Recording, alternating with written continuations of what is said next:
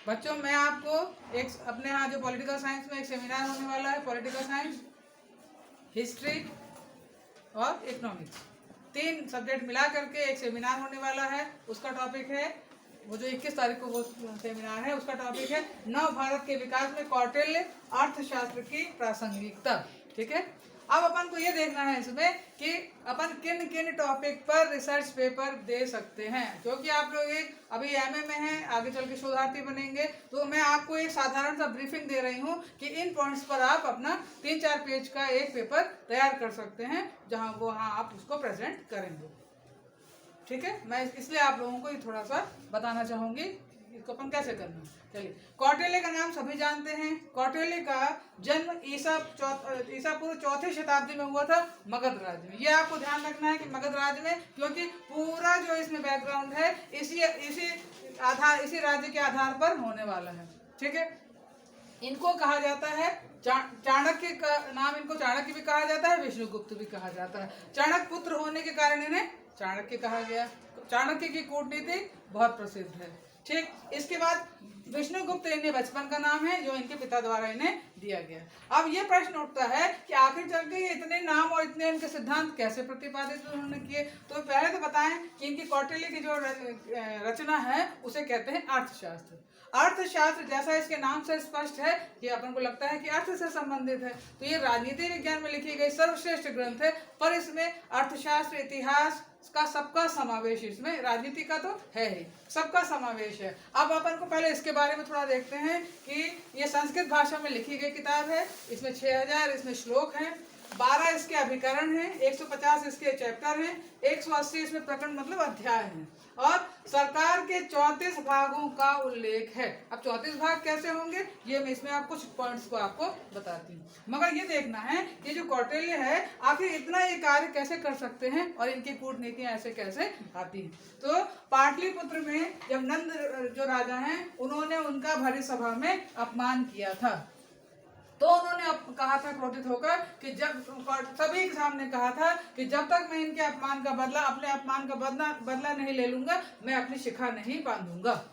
एक तो उन्होंने ये प्रतिज्ञा ली। तब उन्होंने क्या किया कि चंद्रगुप्त मौर्य को प्रधानमंत्री बनाया और मौर्य साम्राज्य की स्थापना की। मौर्य साम्राज्य भारतीय इतिहास में स्वर्ण युग के नाम से जाना जाता है। ठीक है, तो ये चंद्रगुप्त मौर्य के सलाहकार बने और इन्होंने अपने अच्छी सलाह देने के कारण और उन्होंने विश्व में प्रसिद्धि प्राप्त की। जो चाणक्य की पुस्तक अर्थशास्त्र है ये पूरे विश्व में पढ़ी जाती है। हर जो राजनीतिज्ञ है वो यदि कुशल राजनीतिज्ञ है तो उसके पास ये पुस्तक देखने को जरूर मिलेगी। पाश्चात्य देशों में ये ज्यादा मात्रा में पढ़ी जाती है। ठीक है, अब अपन को ये देखना है कि कौटिल्य का यदि अपन आप लोगों के हिसाब से देखें कि कोर्स के हिसाब से भी आ जाए और आपसे रिसर्च पेपर भी लिखते बने, तो ये कौटिल्य का है सप्तांग सिद्धांत। सप्तांग जैसे इसके नाम से स्पष्ट, सप्तांग मतलब 7 इसके अंग हो गए। ठीक है, तो पहला है स्वामी, स्वामी यानी राजा। ये अब अपन कहते उसको उस जमाने से अब अपन इस जमाने में देखें तो स्वामी यहाँ पर प्रधानमंत्री हो जाएगा। अब यदि आप इसको नाम मात्र और वास्तविक कार्यपालिका कर दें तो यहीं प्रधानमंत्री और राष्ट्रपति भी आ जाएगा। ठीक है, तो ये स्वामी से ये राजा है। और यदि इसको देखा जाए सप्तांग अंग मतलब शरीर के 7 अंगों के समान ये 7 अंग हैं। अब कैसे बनेगा? स्वामी को इन्होंने शरीर की आत्मा कहा है। ठीक है, स्वामी यानी राजा और आज का यदि अपन कहें उसे प्रधानमंत्री, शासन का प्रमुख है। अब यहाँ अपन देखें अमात्य। अमात्य का मतलब यहाँ पर आ गया ये मंत्री है। अमात्य यानी मंत्री। कहते हैं ना कि प्रधानमंत्री बिना मंत्रिमंडल के कार्य नहीं करेगा, तो ये सब जो चीजें आ गई। अमात्य यानी उनका मंत्री है, और मंत्री जो है जो प्रशासन की आंख का काम करता है। ठीक है, अब आइए कोष। बिना कोष के सरकार में कोई भी कार्य नहीं हो सकता। ठीक है, और राजा ये कौटिल्य कहता है कि जो वित्त है ये प्रशासन का आधार है, प्रशासन का एक चक्का है, इसके बिना प्रशासन नहीं चल सकता। आप लोग प्रशासन में भी देखिए तो पोस्ट कार्य की अवधारणा क्या है? POSTCORB। ठीक है, तो बी फॉर बजट हुआ कि नहीं हुआ है? तो उस जमाने में भी कौटिल्य ने लोक प्रशासन की अवधारणा को उस जमाने में विकसित कर दिया। बात कहाँ की हो रही है? 4वीं ईसा पूर्व की हो रही है। ठीक है। अब वो बजट कहलाता है, उस समय भी बजट ही था, परंतु उसे कोष शब्द दिया गया था, राजा के खजानों को वो कोष कहा जाता था। ठीक है। अब आइए दंड। दंड जो है, और ये जो कोष है, जैसे मान लीजिए कोई अर्थशास्त्र का बच्चा इसमें रिसर्च पेपर लिखना चाहे तो कौटिल्य के अर्थशास्त्र में धन संबंधी, वित्त संबंधी जो व्याख्याएं की गई हैं उन्हें लेकर के आप अपना रिसर्च पेपर तैयार कर सकते हैं। अभी मैंने इसीलिए ऐतिहासिक परिचय यहाँ पर दिया मौर्य वंश का। इतिहास का विद्यार्थी ऐतिहासिक परिप्रेक्ष्य को लेकर के अपना रिसर्च पेपर तैयार कर सकता है। ठीक है। क्योंकि अपन पॉलिटिकल साइंस के विद्यार्थी, इस चीज को अपन ने थोड़ा विस्तृत लेकर के सिद्धांत के माध्यम से समझना चाह रहे हैं। ठीक है। फिर अपन आते हैं इधर देखने के बाद दंड। दंड यानी सेना रखना, और जो सेना को कहा गया है यह मस्तिष्क का कार्य करती है। ठीक। दुर्ग को हाथ कहा गया है, जैसे ये जो अपन के कर हैं ये हाथ कहा गया है। और दुर्ग भी उन्होंने 4 प्रकार के बताए हैं। कौन कौन से दुर्ग हो गए? एक हो गया औदिक दुर्ग, पानी से घिरा हुआ। दूसरा दुर्ग है पर्वत दुर्ग, पर्वतों से घिरा हुआ। तीसरा है धानवन, मरुस्थल से घिरा हुआ। और चौथा है वन दुर्ग, मतलब जहाँ बीहड़ रहे। ये देखिए, अभी प्रधानमंत्री का जो, राष्ट्रपति का जो आवास है, शीतकालीन में राष्ट्रपति का आवास बदलता है। ठीक है। उस जमाने में भी, और राजा अपने शत्रुओं से, अपने मित्रों से सावधान रहने के कारण भी वो समय समय पर और ऋतुओं के अनुसार वह अपना जो निवास स्थान वो बदलता था। हमेशा एक ही जगह वो नहीं रहता था, और मतलब वो अपने सुरक्षा के लिए भी और लोगों को परखने के हिसाब से भी वो हमेशा एक ही जगह कभी नहीं रहा। ऋतु के हिसाब से, परिस्थिति के हिसाब से वह अपना आवास बदलता रहता था। इसलिए दुर्ग 4 प्रकार के बताए गए हैं। अब इसमें एक आता है जनपद। जनपद को कहा गया है वह शरीर का जांघ या पैर है। जैसे जो प्रशासन की सबसे छोटी इकाई ग्राम, तो उसके बारे में ये बताया गया। ठीक है। अब आया मित्र।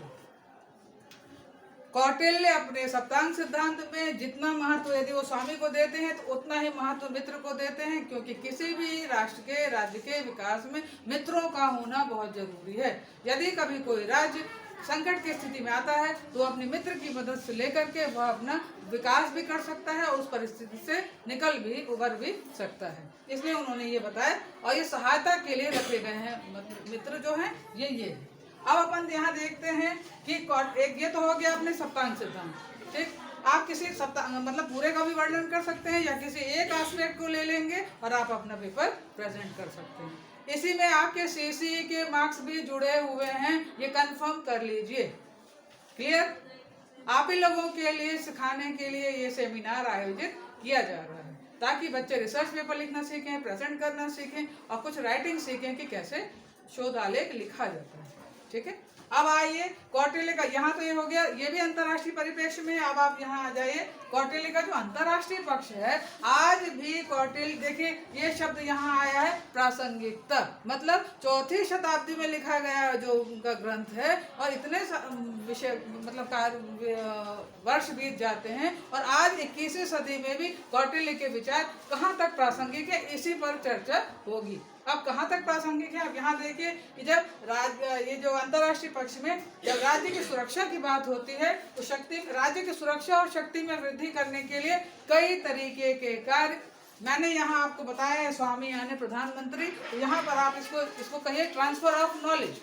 आप उस स्वामी को यहाँ प्रधानमंत्री में कन्वर्ट करिए, विश्व के अन्य देशों के राष्ट्राध्यक्षों में कन्वर्ट करिए, और फिर इसको समझिए कि जो कोई भी जो देश है वो क्या करता है, अपने विकास के लिए या अपने को संभाले रखने के लिए पहले वो संधि करेगा। 2 या 2 से अधिक राज्य परस्पर संबंध स्थापित करते हैं और उनमें विकास होने के लिए ये प्रक्रिया चलती रहती है। अब आता है विग्रह। विग्रह का मतलब है, आपने देखा होगा अंतर्राष्ट्रीय जगत में शीत, एक समय अपन ने बीए फाइनल में आप लोगों ने पढ़ा था शीत युद्ध। शीत युद्ध किसे कहते हैं? वहां पर अस्त्रों और शस्त्रों की लड़ाई नहीं होती। द्वितीय विश्व युद्ध तक तो, तृतीय विश्व युद्ध तो अभी हुआ नहीं, अस्त्र और शस्त्र की लड़ाई तो द्वितीय विश्व युद्ध में हुई। अब यहाँ पर वैचारिक जो हर राष्ट्राध्यक्षों के मन ही मन में चला जाने वाला युद्ध शीत युद्ध कहलाता है। और इसे जो न्यूज़पेपर के माध्यम से अपन जो पेपर में पढ़ते हैं कि चीन ने ये कहा, प्रधानमंत्री ने ये कहा, ये जो है ये जो शब्द है यहाँ पर आता है। एक जो चीन है, पाकिस्तान है, ये भारत के लिए क्या करते हैं? एक दूसरे की बुराई में संलग्न होकर के शुद्ध युद्ध की स्थिति को पैदा करते हैं।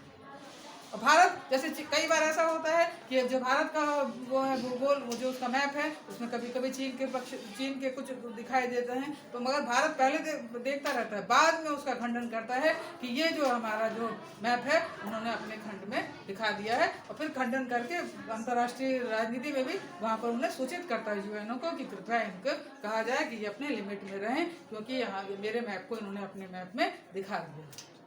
ठीक है, तो ये हो गया विग्रह। अब आइए यान। यान का मतलब होता है आक्रमण करना, और यदि हमको आक्रमण करना है राज्यों के साथ तो क्या करना होगा, हमें अपने सैन्य बलों को प्रशिक्षित करना पड़ेगा। तो यान के माध्यम से सैन्य बलों का अभ्यास भी किया जाता है। इतना क्लियर हुआ। अब आइए यहाँ आते हैं अपन आसन। विशेष परिस्थितियों में यदि देखिए, मैंने आपको क्या बताया, यहाँ मैंने कहा कि जब चाइना अपने मैप में भारत का कुछ खंड दिखाने लगता है, लद्दाख का एरिया या तिब्बत का, तो वो क्या करता है, भारत उस समय मौन रहता है, और जब अनुकूल परिस्थिति देखता है तो वह उसका खंडन भी करता है, और अंतर्राष्ट्रीय जो प्लेटफॉर्म है वहाँ पर वो सूचित करता है कि ये चीज़ यहाँ पर गलत है। तो ये देखिए, यहाँ विशेष परिस्थितियों में जो भी राष्ट्राध्यक्ष है वो आसन का भी प्रयोग करता है, मतलब विशेष परिस्थितियों में मौन रहना। अब देखिए संशय, एक दूसरे के आशय से स्वयं को समर्पण कर देना। यदि कभी ऐसी कोई परिस्थिति आती है तब एक राज्य क्या करता है, जब यदि कमजोर पड़ने लगता है तो फिर वो समर्पण का जो राज्य है, उस राज्य जो कमजोर राज्य है वो अपने से श्रेष्ठ राज्य के सामने फिर समर्पण की स्थिति में आ जाता है। ठीक है, अब अपन ये देखिए यहाँ पर द्वैधी भाव। द्वैधी भाव जैसा कि इसके नाम से स्पष्ट है, दो भाव, एक राज्य का दूसरे राज्य के साथ फिर वो संधि करने का प्रयास करता है। संधि आदमी तब करता है जब अपने से बराबर राज्य के साथ तो कोई नहीं, अपने से श्रेष्ठ हो गया किसी भी परिस्थिति में, तब वहाँ संधि से बढ़कर कोई तरीका ही नहीं है, तब वो द्वैधी भाव अपनाता है। कौन? राजा। यहाँ हमने अमात्य आपको बताया कि यहाँ प्रधानमंत्री कहलाएगा। ठीक है, अब आइए इतने अंतर्राष्ट्रीय परिप्रेक्ष्य में या कि राष्ट्रीय अंतर्राष्ट्रीय वर्तमान में व्यक्ति के जीवन में यदि कोई घटनाएं घटित होती है तब भी अपन कहते हैं आप तो हमारे साथ कूटनीति करते हैं। कूटनीति जो कौटिल्य के जो 4 उपाय हैं कूटनीति के, वो क्या है? साम दाम दंड भेद, एन केन प्रकारेण अपना काम करना।